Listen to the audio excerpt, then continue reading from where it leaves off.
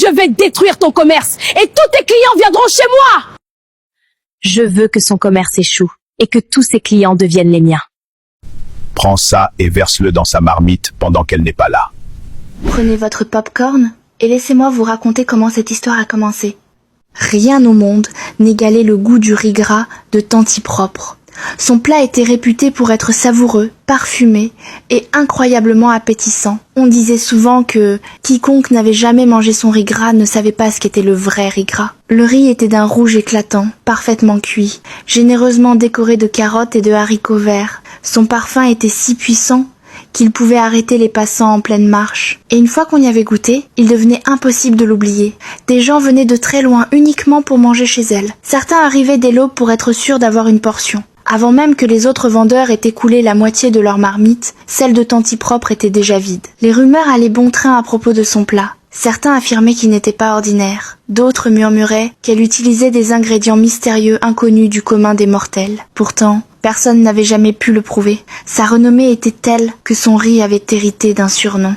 On l'appelait le riz gras des célébrités. Tanti Propre était une femme discrète. Elle parlait peu, se concentrait sur son travail et traitait ses clients avec respect. Toujours souriante, elle servait chacun avec soin. Son commerce lui avait apporté une grande prospérité. Depuis plus de 8 ans, elle préparait et vendait du riz gras chaque jour. Sa clientèle lui était fidèle et lui faisait entièrement confiance. La vie semblait parfaite, jusqu'au jour où Sylvia entra dans son histoire. Sylvia avait longtemps travaillé de nuit, mais les années avaient fini par l'épuiser. Son corps n'avait plus la force d'affronter les longues soirées à la recherche de clients. Elle devait trouver une autre manière de survivre. Cliente régulière de Tanti Propre, Sylvia connaissait bien son plat et en adorait le goût.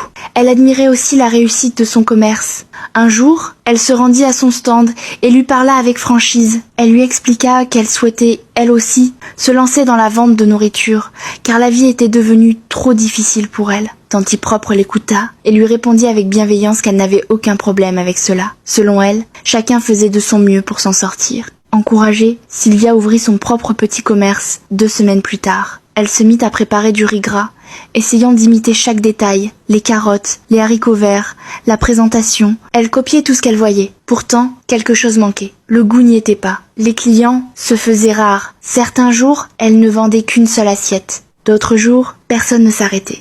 Sylvia passait ses journées assise dans son échoppe, observant les passants qui ignoraient son stand pour se diriger directement vers celui de Tanti Propre. Un soir, seule avec ses pensées, elle se mit à réfléchir. Comment pouvait-elle faire exactement le même métier, cuisiner le même plat et obtenir des résultats si différents? Tandis que son commerce stagnait, les gens continuaient de parcourir de longues distances pour manger chez Tanti Propre. Sylvia en vint à une conclusion troublante. Ce riz n'était pas ordinaire. Elle devait découvrir ce que Tanti Propre y mettait réellement. C'est à ce moment-là qu'elle prit une décision qui allait tout bouleverser. Sylvia se mit à observer Tanti Propre attentivement. Chacun de ses gestes, chacun de ses déplacements l'intéressait. La nuit, lorsque le quartier s'endormait et que tout devenait silencieux, Sylvia se cachait près de la maison de Tanti Propre, dissimulée dans l'ombre. Elle était convaincue que le secret finirait par se révéler. Un rituel étrange, des paroles murmurées, un geste mystérieux, mais rien de tout cela ne se produisit. Nuit après nuit, Tanti Propre ne faisait rien d'inhabituel. Elle dormait paisiblement.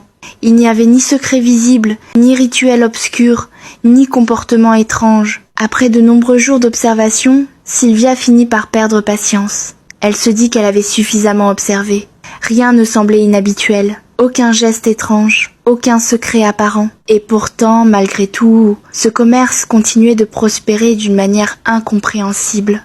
C'est alors qu'une idée sombre traversa son esprit. Si elle ne parvenait pas à découvrir le secret de Tanti Propre, alors elle ferait en sorte de ruiner son activité. Après tout, pensa-t-elle, elle ne pouvait pas être la seule à réussir. Un matin, Tanti Propre cuisinait comme à son habitude. Une grande marmite de riz gras chauffait sur le feu et son parfum se répandait déjà dans l'air. À un moment, elle entra dans sa boutique pour aller chercher de l'eau, afin d'en ajouter à la cuisson.